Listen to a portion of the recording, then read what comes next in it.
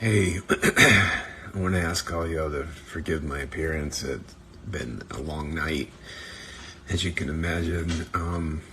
Getting messages from all over Afghanistan as to what is happening there. I'm really petitioning all of you to really pray for the believers there. There's so much that is going on and so much that is happening. We've lost all contact as of about 1 o'clock this morning due to the fact that if the Taliban finds any Western numbers or contacts in their phones, they will kill them on sight. It is what the Taliban has done before. It is what their modus operandi is whenever they find any believers.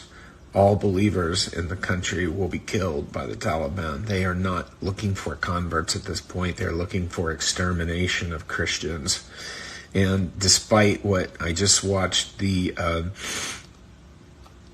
of the Taliban leaders in Doha just give a talk on the BBC, and I'm telling you, these people are full of lies. They have no plan for good for the country of Afghanistan.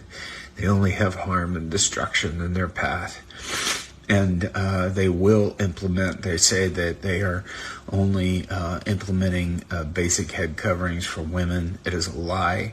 They will institute total covering of all of the women's body and for it not to be seen, and eliminate women education throughout the country. This is an evil, demonic regime, and they are planning on exterminating the second fastest growing church in the planet. This is a time where I have had messages all night long from all over, people asking and pleading for prayer, pleading for intervention from the church here in the West, to be praying for them, to be holding them up, and to pray that the Taliban will fall and that they will not succeed in their plan to eliminate, again, the second fastest growing church in the world.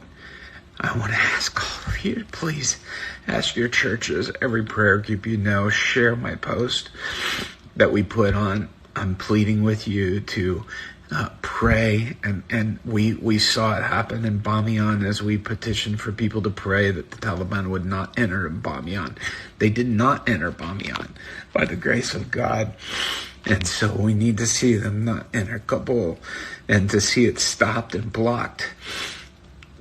We also need to pray and uphold our brothers and sisters there who are going through such trauma and in fear of, they've already been persecuted so much. You have no idea how much they've already been through. People that every time when I was just there in January, working through so much pain of persecution from family.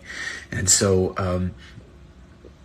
I want to ask you all to please be praying and get everyone that you can to pray for Afghanistan and for the church in Afghanistan.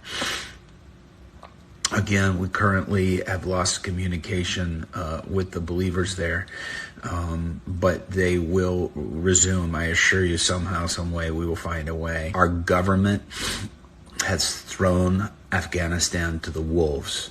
President Biden has thrown them to the wolves. And he pulled out everything you could see in my post on Instagram and Facebook, that he pulled out all of the support and therefore released and pulled out their backbone. And so with what had been set up before, which was working, the former administration had a working plan and it was in place and it was actually working. And so I'm heartbroken at the way that our government and the UK government have treated the Afghan government and the leaders there, and totally abandoning them, handing over and even withdrawing from them military support, and even withdrawing from the military weaponry that would have been able to help them keep things at bay. But the U.S. government, President Biden this past week said that there's 350 military and police troops that are in Afghanistan that can overthrow the Taliban, which is only 75,000 in armed forces. Why they are caving, nobody totally knows, but I can tell you this, that Without U.S. or U.K. support, without the NATO support, it's going to feel like complete abandonment to them. And I think that's the reason why that so many places are caving and surrendering. And so it's doubt. The only thing that President Biden has done is send in 1,000 troops just to evacuate our people and to leave the Afghans alone. This is a tragedy. And so I want to petition you to pray for the underground church in Afghanistan. Pray that they be strong. They're showing immense strength. I can't tell you how blessed I am to see the strength in their heart. But pray that they withhold, and pray that they stand strong, and that they don't lose heart in this time, and that God will prevail. Jesus Christ is King of Kings and Lord of Lords, and we declare that. And I thank everybody for praying, and please keep holding up Afghanistan in prayer. We need that so much, and I plead with you to continue to pray for them. God bless you guys. Thank you.